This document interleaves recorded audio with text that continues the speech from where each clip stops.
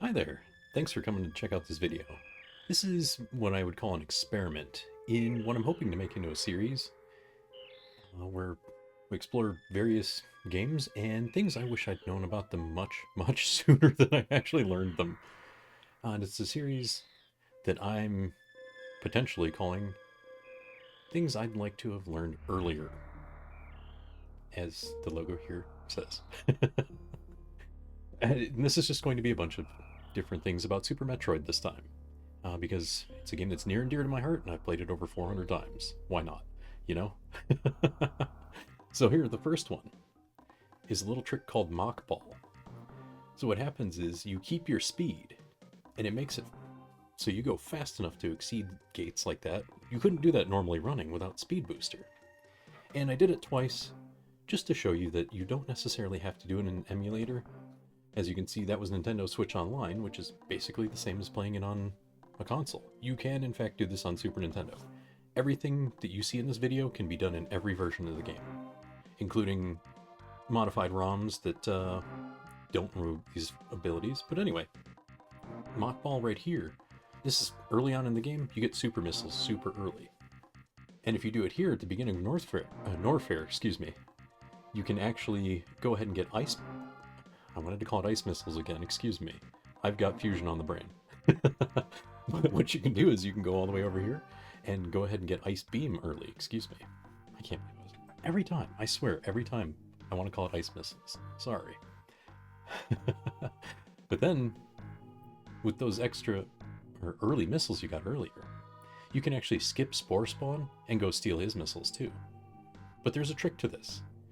If you try to go too close, watch, you step one point beyond that plant, nothing happens.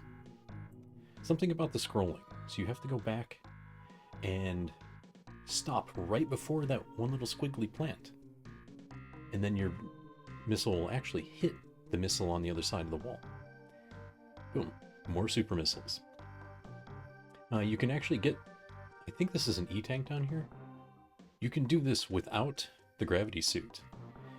It's an area called Waterway. You have to have power bombs to get down here. But as long as you got Speed Booster, you're golden.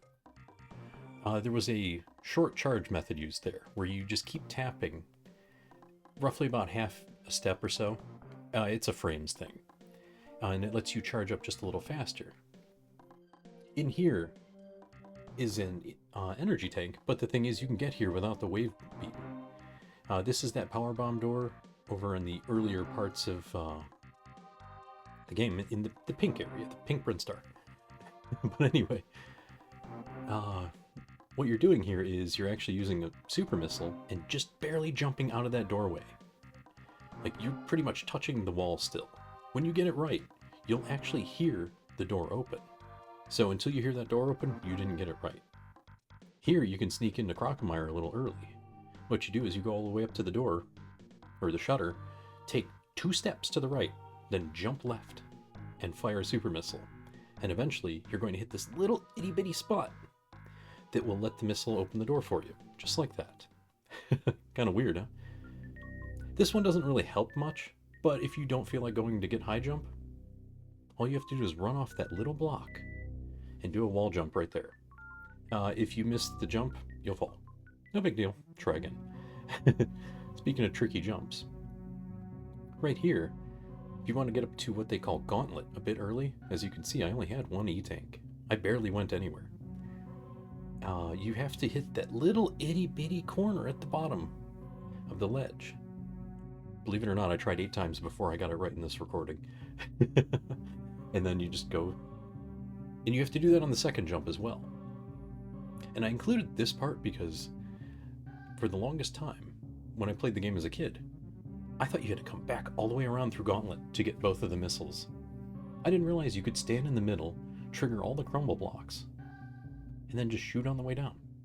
No big deal, because the crumble blocks don't come back. Not all of them, anyway. But then you just shoot your way across and boom, boom, boom. Easy missiles. No big deal. And then bomb everything down here and mess up the pirates on your way down. Now, as far as getting early power bombs, right here, when you get to what they call Red Tower, I should say, it's another little corner jump, but you can run and get a higher jump. Now, I kill these enemies just because they're a nuisance, so you'll need supers for this. You'll need supers to accomplish the end goal of this. Now, if you're wondering where to jump from to make that jump, those 2 square blocks right there where I just jumped are pretty optimal for a no high jump method here. Now, normally you'd be stuck in here without power bombs, because you need power bombs to go left and you need power bombs to go up, because it goes back to the surface. Just go down here instead. Now, I killed these enemies because I thought, oh, they'll drop some super missiles for me, because I needed to fill some back up. No such luck. You only need 1, but still. It helps to have more. Yeah, don't bump into them. I don't know how I made that jump. Don't ask, I don't know how I did it. Some kind of glitch. But anyway, there's your early power bombs. They call this the AB room or alpha beta room, because you power bomb right here, boom, missiles. But, you know, we're here for the power bombs. And then, power bomb everything on the way just because. And you go up to that room, another power bomb in a fake enemy in the floor. I don't know what those things are called, I forgot. But then you can power bomb your way out. If you go to the right, you can go to the wrecked ship if you use some glitches. And then back to the ship here. Oh, here's a fun one. Dragon's a nuisance, because it only comes out for a while. If you have grapple beam and you killed the turrets, just get grabbed and then zap the crap out of it. Cooked. I did not speed that up. That's how fast it is. But you do need to be willing to take some damage. Just a little disrespect there with some, making some tea. You know, nothing fancy. And now on the escape, after beating Mother Brain. Nothing special.